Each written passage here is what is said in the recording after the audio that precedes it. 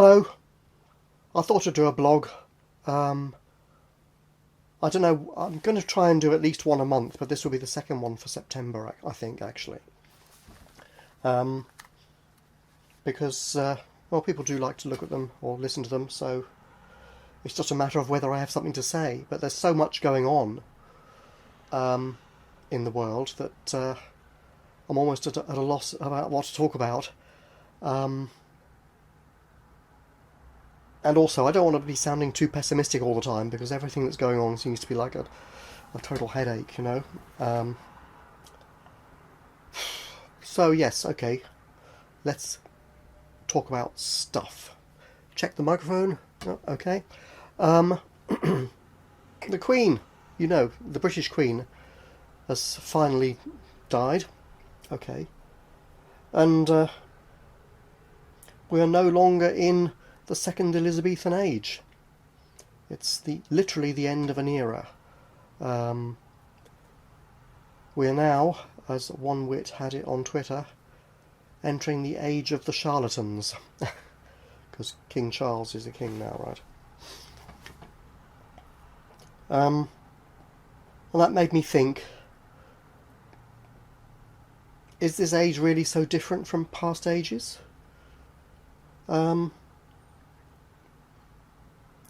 Probably not, thinking about it. People are still the same, human nature is the same. Customs change and things today happen far, far faster than in the past. I mean, literally so much stuff has happened over the last few weeks that would have happened over like 10 years, a few hundred years ago, right? It's just crazy. But still people are the same, really, I think. The world is full of arrogant fools, like me, perhaps. I don't know. Who think they know a lot, but don't really. I'm hoping I know some, anyway. Yeah. Well, you'll see, because I'm going to tell you what I think I know in this vlog, aren't I? But really, we don't actually know much about what went on in the past.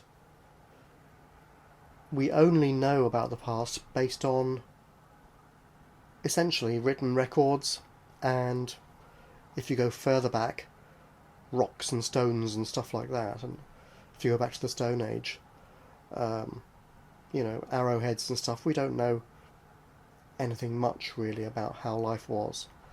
We can make guesses based on small number of clues. I mean, even major historical figures have probably been forgotten about completely. So, for example, we only know about Julius Caesar because there are 5, count them, 5 written references to him from his time and about 150 years up to about 150 years after, including his own writings as one of those 5. Now this is the man whose armies conquered Gaul, France basically, and who invaded Britain and began the Roman conquest of Britain and turned Rome from a republic into an empire. And we only have 5 references to him in history. He could have been completely forgotten about, and he was a major influence on all of European civilization and world civilization to date.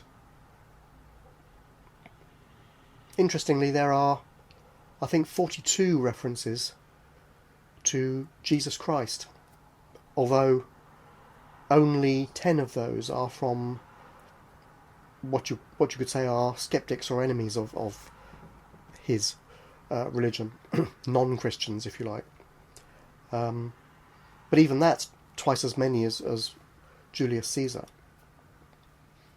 Obviously, it doesn't tell us whether Jesus was actually the son of God and was God and man and all that business. But it does give us enough info to say that, yeah, he somebody existed. And what historians make beyond that is up to them, I suppose. And again, he was an extremely influential figure, obviously. And there are not that many good references to him. And certainly not from exactly his time. We have the philosopher Socrates, who didn't write anything down, and we're not even certain that he actually existed. Maybe he's a fictional character. We know about him because Plato and Xenophon wrote about him. And they wrote some of his dialogues out. And so, on balance, he probably existed, but can't be sure. And he was very influential, or his philosophy was. Strange. So, here we are in the modern era, and companies are saying, let's get rid of written records. Everything's going to be digital. We're going to digitize everything. Future historians are going to have nothing much to go on. In Europe, because of GDPR, I think it's General Directive on Privacy Regulations or some such thing, that's the general idea anyway. Companies have to delete unneeded emails after a period, usually about 7 years. Banks don't keep your debt records or your payment records beyond 7 years in this country. I think it's more like 20 years in France. It varies from place to place. But stuff is just being erased. When historians try to work out what was going on back now, they're not going to have much to go on if primary sources have been destroyed or lost. It will be like trying to find Julius Caesar. There might be a few references here and there, and that's it. And companies don't seem to realise that digital records can be lost like that. I mean, I work for a law firm. They're considering or planning to digitise all the deeds of people's property ownership, which are currently paper-based and digitally based. But they're thinking of getting rid of all the paper ones and just having digital. But I think it's a bad idea. What happens when the cloud systems when the companies go bankrupt, if the cloud providers go bankrupt or just decide they're not interested anymore, or it becomes not very profitable for whatever business reason, or ransomware gets in and wipes out half the world's networks.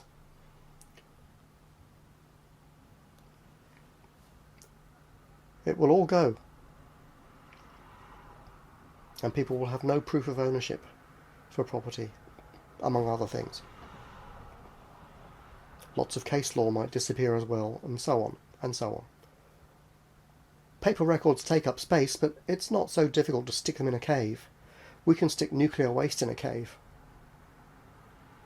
I think we could stick physical records in caves too, if we had to.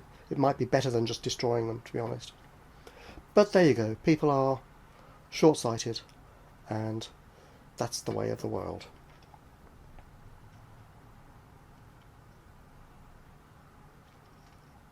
And of course, with things changing so quickly, actually detailed records to try and work out what on earth went wrong and how not to make the same mistakes again would be handy. Anyway, it is a thing that the world is moving more quickly now.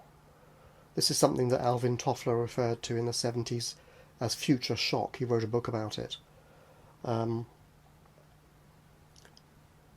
These days, people are having to relearn their careers every few years, or keep up with new skills all the time.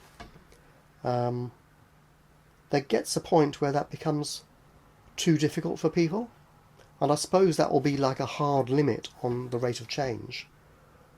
unless artificial intelligence, or as I call it, artificial imbecility, takes over. Because of course that, if it's really intelligent, it will be able to adapt more quickly. The trouble is the systems we have at the moment are not actually intelligent. They really are artificial imbeciles. You can see this in things like the YouTube algorithm and Google systems for determining, who to ban and so on. They're arbitrary, and they're based on a very shallow understanding of what's going on. And when human moderators look, those humans are also not necessarily all that smart and lack good judgment. It's very hard to find people with good judgment. This is why judges in law courts are quite a rare breed, people with good judgment. Not many people have it. Everybody thinks they've got it, but actually very few have it. And even quite a few judges don't have it.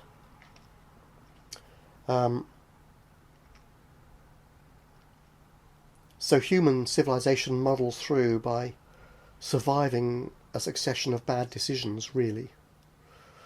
And compensating and reacting and correcting and so on. It's not done through reason. We're not smart enough as a species. And I don't think artificial imbecility will be any better. It's made by us, and certainly the early generations of it will not be much good. So when civilization comes to crash, AI will probably just make it worse. Another feature of human nature, of course, that hasn't changed is our kind of petty simple-mindedness. The things we remember, or events we remember them because they form part of our model about how the world works. And in terms of human pettiness and short-sighted attitudes, I remember I used to live in Gloucestershire back in, must have been the early 1980s or the late 1970s. And I went into town and I was passing a TV shop, and they had a competition for, I think it was a free TV or something, and I thought, well, I don't need it, but what the heck. And I went in to the shop, and I think I was only a teenager at the time, and all you had to do was use a remote control to send a sequence of commands, a specific sequence of commands to the TV in the shortest possible time. So I thought, okay, I did that. 13 seconds I got through all the commands. Okay, and the shop staff person witnessed it, and I did the entry form, and that was that. I went back a few weeks later and was passing, and I popped in to see how the competition had gone, and they were like, oh yeah, the boss's son won. Did it in something amazing, like 26 seconds I think it was, they said. And I was like, oh. So it was all a con, basically. So I went. I didn't have to pay to enter anyway, it was free. So I went out, but I thought, like, funny that. The boss's son won, even though he did it in double the time that it took me. Anyway, there you go. The world is full of people like that. They're in government as well. Actually, my mum used to work at a company which had better remain nameless, back around the same time. And they held a Christmas raffle with prizes, again, things like, I don't know, TV sets and slow cookers and stuff like that. And so, all the staff bought raffle tickets, and then the big draw came, and all the prizes went to the managers.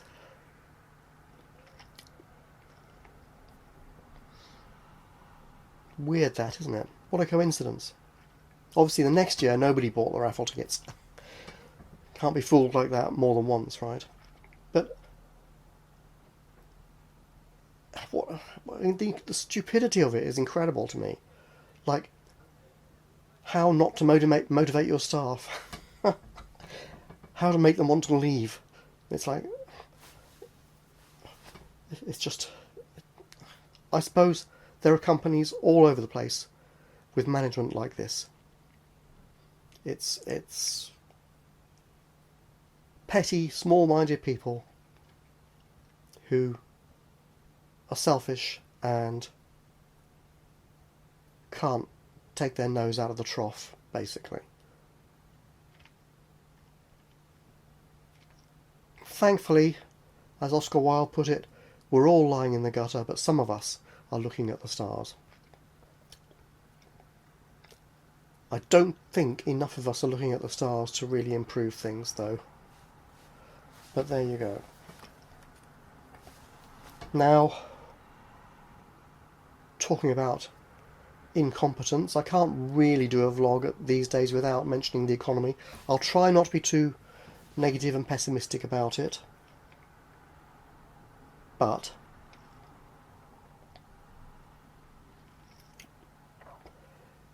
I suppose my unique input into the situation is that we know that interest rates are being put up by the bankers around the world, particularly in the West. I don't know much about what's happening elsewhere.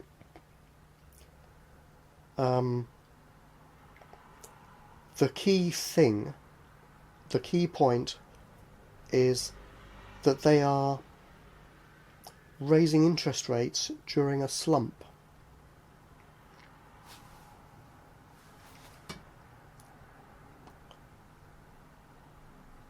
This is the same mistake that the bankers made during the crashes of 1929 to 1932. They caused the Great Depression, which went on into the 40s and ended in World War II. How much it caused it is subject to debate, but it ended there. And it probably did contribute to it significantly.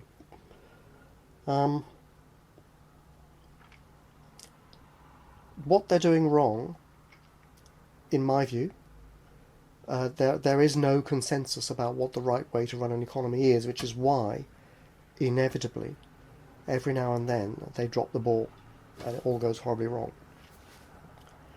The theory of the bankers is that because inflation is going up, they must reduce the money supply to stop people spending. That will force prices down. Where they are wrong is that people, the bulk of the population, do not actually have a surplus of money at the moment. That's not the cause of the inflation. The inflation is caused by shortages of supply, caused by, for instance, the war in Ukraine, which is boosting energy prices. Changing interest rates will do nothing to affect that. Other supply issues, supply chain issues, changing interest rates will do nothing to help that. It will actually make it worse because companies will close. The energy issues will go away once the war stops, or once governments have managed to secure alternative energy supplies, which they should have had in place long ago. Again, incompetent government. Same with food supplies, interestingly, that they've also been undermining those in recent years. We can expect a similar crisis soon. You may have noticed prices going up of food.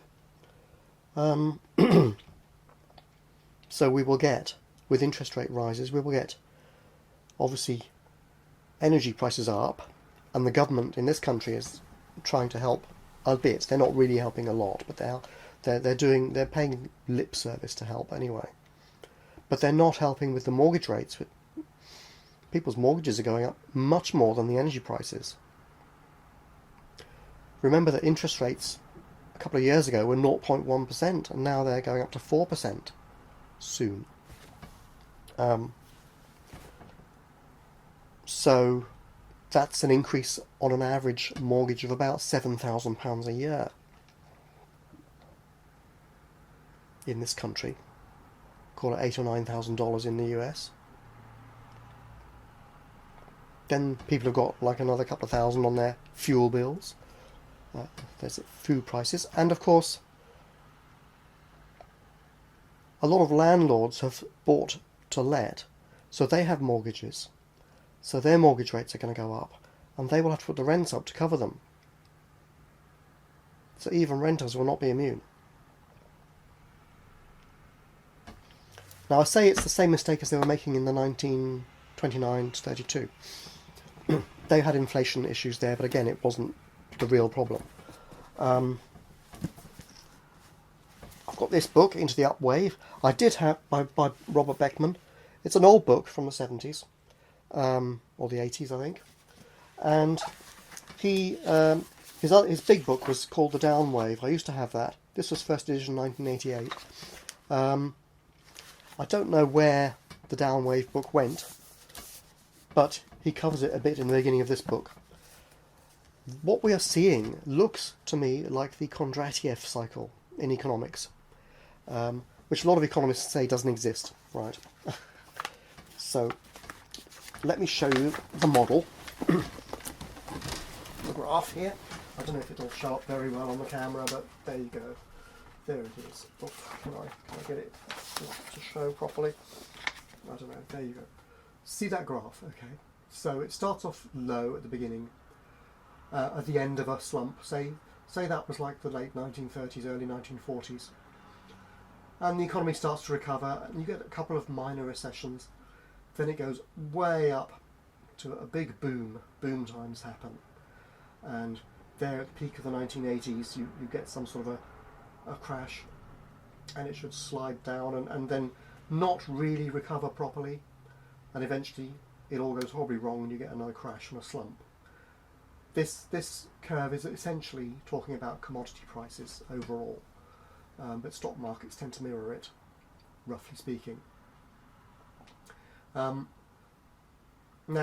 we didn't get that big crash and slump in the 90s, or 80s and 90s, but let me just go back a little bit further. If you look at the bottom graph here, oops, can I get it then? Those are the Kondratieff cycles as they happened prior. So from the 1820s, I can't see the dates from here, 1820s, 1880s, other crashes and booms and slumps, and then the 1920s, or 1930s as it was, and finally the current age. But we didn't get that, the final boom and slump in the modern era, because, amazingly, the governments did the right thing previously. When we had economic crises in the 80s and the 90s, and also in 2008, they did the right thing, kind of, which was to massively inflate the money supply, thus preventing the slump. Because with more money supply, businesses can take out loans, they can tide themselves over, they can expand, they can employ people, the economy doesn't slump. Debt tends to increase, and what the result is that after the longest overall boom in history, this whole Kondratieff wave all the way along, we've had the longest boom in history now. It's presumably going to be followed by the deepest and longest slump. We can expect no recovery really for a generation. In the 1930s, the economy didn't reach its pre-slump levels for about 25 years, in fact. And because the bankers are finally dropping the ball, instead of inflating the economy during a slump, they are deflating it. The government is trying to increase the money supply, and the Bank of England and the Federal Reserve are squeezing it back again, because bankers think differently. They don't read economic history, they don't know what they're doing, or they are hoping that all their friends will be able to hoover up all the distressed property at rock bottom prices and make a killing. Maybe. It's, you take your money, you pays your money, you takes your choice on how you interpret that. I prefer to think it's not deliberate, but maybe there are one or two in there that know. They're afraid of inflation. It's not the problem. Inflation is temporary. It'll go away when the war ends and so on, when the supply chain issues are sorted out. They've got the diagnosis wrong. The remedy is wrong. I am calling, officially now, the turning point of the Kondratieff cycle. We are about to go, and we will know within a few months for sure. I think we will see it.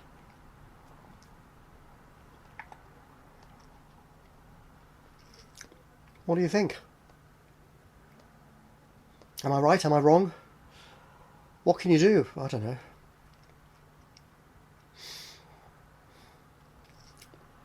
Bye for now.